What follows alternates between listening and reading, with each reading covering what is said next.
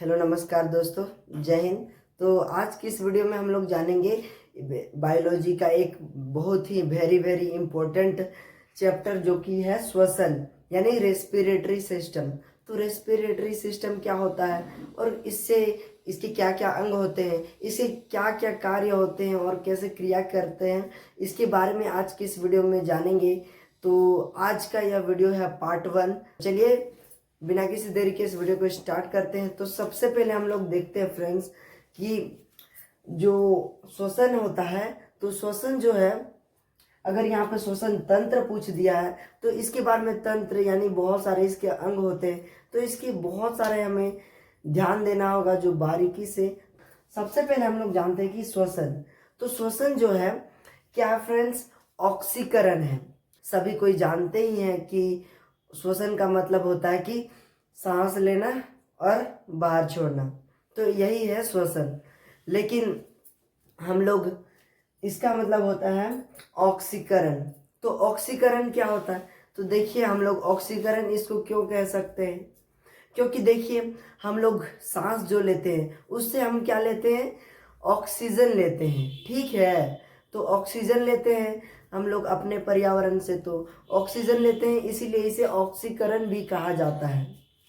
और इससे हमको क्या मिलती है, जो ऑक्सीकरण लेते हैं, ऊर्जा और इससे ऊष्मा मिलती है।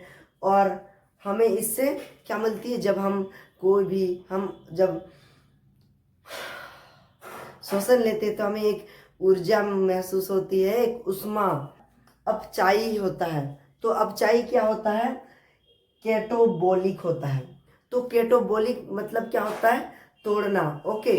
तो केटोबोलिक मतलब होता है कि तोड़ना, और एक होता है एनोबोलिक। एनोबोलिक मतलब होता है जोड़ना। तो केटोबोलिक मीन्स होता है दोस्तों कि इसे तोड़ देना, और एनोबोलिक मीन्स होता है जोड़ देना, ओके। तो आई होप कि आप समझे होंगे कि केटोबोलिक और एनोबोलिक यानी अपचाई क्या है, ठीक है। इतना आपको समझ में आ गया। तो चलिए अब आगे देखते हैं हम लोग श्वसन अंग। तो जो श्वसन के जो अंग होते हैं क्या क्या होते हैं और हम इससे कैसे कैसे सांस लेते हैं, इसके बारे में जानते हैं। तो देखिए श्वसन के कितने अंग होते हैं, एक होता है फेफड़ा। तो हम लोग जो स्तनधारी होते हैं, तो स्तनधारी मतलब होता है कि हम जैसे जीव हैं। तो हम जब बचपन में थे या फिर अभी भी हम बहुत कोई लोगों ने समझते हैं नहीं है कि श्वसन क्या है, तो हम लोग सोचते हैं कि जो सांस लेते हैं यही है श्वसन। लेकिन हम तो अगर नाक को बंद कर देंगे फिर भी हम लोग मुंह से सांस ले सकते हैं, मुंह से भी सांस ले सकते हैं। तो हमें यह समझ में नहीं आता है कि हम आखिर श्वसन अंग है क्या, नाक है या मुंह है। तो मैं बता दूं कि नाक और मुंह ये दोनों नहीं है श्वसन अंग।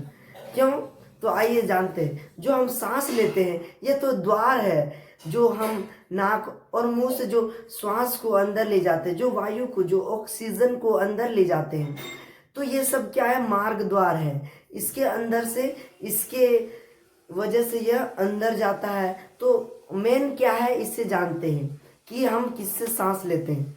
तो जो मेन है वह है फेफड़ा, यानी हमारा जो लंग्स होता है, हम इसकी वजह से सांस लेते हैं और इसी से हम ब्रेथ आउट यानी कार्बन डाइऑक्साइड निकालते हैं।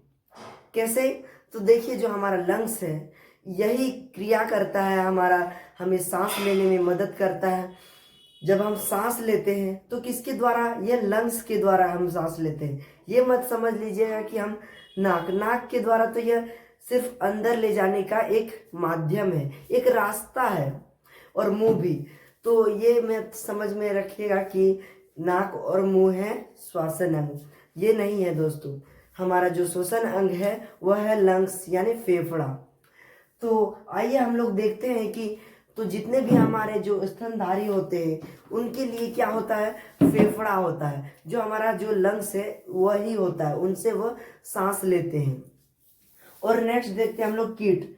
जो कीट होते हैं, कीट भक्षी, ये जितने भी होते हैं कीड़े मकोड़े, तो उनके लिए क्या होता है, श्वास नली। जो हमारे पास जो फेफड़े हैं उनके जो बीच का हिस्सा है, यहाँ पे जो सांस नली है, उसी से डायरेक्ट वे लोग ले लेते हैं सांस। जिसे हम लोग इंग्लिश में कहते हैं ट्रेचिया।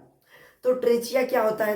ट्रेचिया जैसे कि आपने देखा होगा तिल चट्टा सब में ज़्यादा देखने को मिलते हैं, जो एक रेसे टाइप से होता है। जिस प्रकार से श्वास नली होती है उसी प्रकार से वही होता है। ओके, तो वही हो गया ट्रेचिया, यानी श्वास नली के द्वारा कीट, जो जितने भी कीड़े मकोड़े होते हैं वे सांस लेते हैं। और हम लोग आगे देखते हैं तो जलीय जीव है। तो जलीय जीव जो पानी में रहते हैं वो कैसे सांस लेते हैं?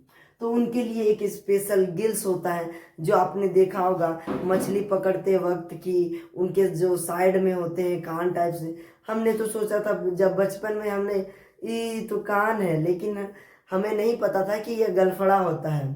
तो एक बार मेरे भी क्वेश्चंस में आए थे, एकलव्य क्वेश्चंस में मैं एग्जाम देने के गया था, तो उस टाइम मेरे पास इतना आइडिया नहीं था कि एक बार पूछ दिया कि हमको कि मछली कहाँ से सांस लेती है। ऑप्शन था नाक, मुंह, कान और गलफड़। मुझे नहीं पता था कि गलफड़ होता है, तो हम क्या कर दिए, नाक से सांस लेती होगी, इसीलिए हम नाक कर दिए। जा बेटा, गलत हो गया। तो चलिए, तो याद रखिएगा कि जो जलीय जीव होते हैं उनमें गिल होता है, उसे हम लोग इंग्लिश में कहते हैं क्लोम। इंग्लिश में इसे गिल कहते हैं और हिंदी में इसे क्लोम भी कहा जाता है। और उर्दू वर्ड है जिसे हम लोग गलफड़ कहते हैं। जो गलफड़ है वह उर्दू वर्ड है। और आगे देखते हैं जो मेढक होता है।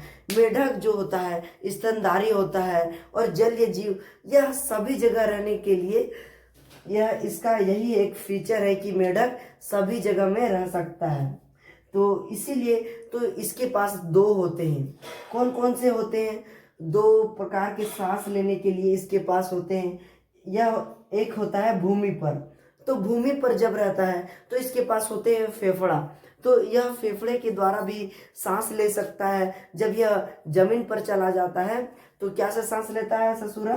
तो मेढक कहाँ से सांस लेता है? फेफड़ा से, जब भूमि पर रहता है। और जब यह भूमि पे इसको मन नहीं लगने लगता है तो फिर कहाँ चला जाता है? जल में। यानी जब यह पानी में चला जाता है, भूमिगत में चला जाता है, तो इसकी जो त्वचा होती है, स्किन होती है, वो बहुत पतली होती है, जिसके कारण वह अपने ऑक्सीजन को कहाँ ले जाता है? स्किन के जरिए वह सांस लेता है। तो मेंढक के पास दो श्वसन अंग होते हैं, इसे याद रखिएगा, ठीक है। तो जो मेढक के जो बच्चे होते हैं छोटे छोटे होते हैं, आपने देखा होगा टेडपोल, उसके हम लोग क्या कहते हैं? टेडपोल। तो मैं सोचता था पहले जब छोटा था तो बहुत सारे ऐसे देखता था, बहुत छोटे छोटे दिखते हैं, तालाब में अक्सर दिखने को मिल जाते हैं या फिर कहीं भी दिखने को मिल जाते हैं। तो हम लोग पहले क्या करते थे, हम लोग सोचते थे कि मछली है, लेकिन यह मछली नहीं होता था। एक जब बड़ा हो जाता था तो देखने को मिलता था कि यह मेढक बन जाता है। तो इसी प्रकार से ये जब मेढक छोटे होते हैं उसे टेडपोल कहा जाता है। तो इसके पास भी गिल्स होते हैं, गलफड़ होते हैं, जो छोटे छोटे मेढक के बच्चे होते हैं, तो इसके पास भी गलफड़ा होते हैं, यह इन्हीं से सांस लेता है। तो आइए हम लोग देखते हैं ब्रीदिंग। जो नेक्स्ट है श्वासोच्छ्वास, इसे हम लोग कहते हैं इंग्लिश में ब्रीदिंग। तो ब्रीदिंग मतलब होता है कि सांस लेना और बाहर छोड़ना, यानी ऑक्सीजन लेना और कार्बन डाइऑक्साइड छोड़ना, तो यही है। तो हम लोग आइए देखते हैं। तो इसके जो होते हैं, सबसे पहला होता है अंदर लेना और दूसरा होता है बाहर छोड़ना। ओके, जो अंदर लेना होता है उसे हम लोग कहते हैं निश्वासन। ओके, तो इसे इंग्लिश में हम लोग इनपायरेशन कहते हैं। इनपायरेशन मतलब इन मतलब अंदर और पायरेशन मतलब श्वसन। तो जो इनपायरेशन मतलब क्या होता है? अपने अंदर ले जाना, जो सांस होता है उसे अपने अंदर ले जाना। और अगर हम लोग इसी पे अगर यहाँ पे लगा दे संस्कृत वाला निश्वसन, तो यह हो जाता है एक्सपायरेशन। ओके, तो एक्सपायरेशन हो जाता है, जिससे एक्स मतलब एग्जिट हो जाता है, यानी बाहर निकल जाता है, जिससे हम लोग एग्जिट कर देते हैं, बाहर निकाल देते हैं कार्बन डाइऑक्साइड को। तो यही होता है ब्रीदिंग का जो यही है क्रिया। तो आइए हम लोग देखते हैं कि इनके बहुत सारे ऐसे रूप होते हैं, जैसे कार्बन डाइऑक्साइड, ऑक्सीजन, हम लोग क्या क्या लेते हैं, क्या क्या छोड़ते हैं, इसके बारे में जानते हैं। तो देखिए, जो हमारा पर्यावरण में है, जो हम लोग का वातावरण, तो इसमें जो ऑक्सीजन होता है, ठीक है, वह कितना होता है, नाइट्रोजन होता है 78%, ठीक है। तो हम लोग अंदर कितना लेते हैं, सांस कितना लेते हैं वातावरण से, हम लोग लेते हैं 78%, ठीक है। तो 78% लेते हैं, तो उतना ही हम लोग छोड़ते भी हैं, क्या करते हैं, एग्जिट करते हैं, यानी एक्सपायरेशन, निःश्वसन करते हैं 78%, ठीक है। इसको याद आप जरूर रखिएगा। और जो ऑक्सीजन होता है वो उसका कितना प्रतिशत है, 21% है। तो इसमें हम लोग छोड़ते कितना है, 17%। तो इसमें कुछ अदला बदली हो जाता है, यानी छोड़ने की क्रिया में और लेने की क्रिया में हम लोग ऑक्सीजन कितना लेते हैं, जो ऑक्सीजन लेते हैं 21% होता है। तो 21% हम लोग पूरा ले लेते हैं सांस, और छोड़ते कितना है, छोड़ते हैं 17%। तो इसमें जो अदला बदली हो जाता है, एक्सचेंज हो जाता है, यह कैसे होता है, तो देखिए, इसे याद रखिएगा कि हम लोग ऑक्सीजन कितना लेते हैं, 21% पूरा ले लेते हैं, लेकिन छोड़ते कितना है, 17%। तो 4% कहाँ चल गया, आइए देखते हैं। तो जो कार्बन डाइऑक्साइड होता है, कार्बन डाइऑक्साइड जो होता है 0.03%, ठीक है। तो हम लोग इसी पे, जो कार्बन डाइऑक्साइड होता है उस पे छोड़ते कितना है, इस पे छोड़ते हैं 4%। तो 4% कहाँ से आ गया, तो देखिए, कार्बन डाइऑक्साइड में तो 0.03% होता है, लेकिन हम लोग छोड़ते कैसे 4%। तो आइए समझते हैं। देखिए, ऑक्सीजन का हम लोग जो घोटाला हो गया 4% का, वह कहाँ गया, कार्बन डाइऑक्साइड में। तो हम लोग छोड़ दिए कितना, 4%, ठीक है। तो हम लोग इसी प्रकार से जो ऑक्सीजन लेते हैं उसे हम लोग छोड़ते कितना है, हम लोग कार्बन डाइऑक्साइड 4% छोड़ देते हैं। तो इसे आसानी से आप याद रख सकते हैं। इसे एक बार हम लोग रिवीजन कर लेते हैं।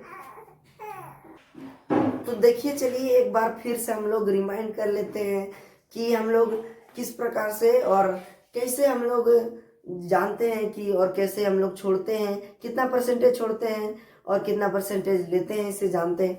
तो इसे आसानी से आप याद रख सकते हैं।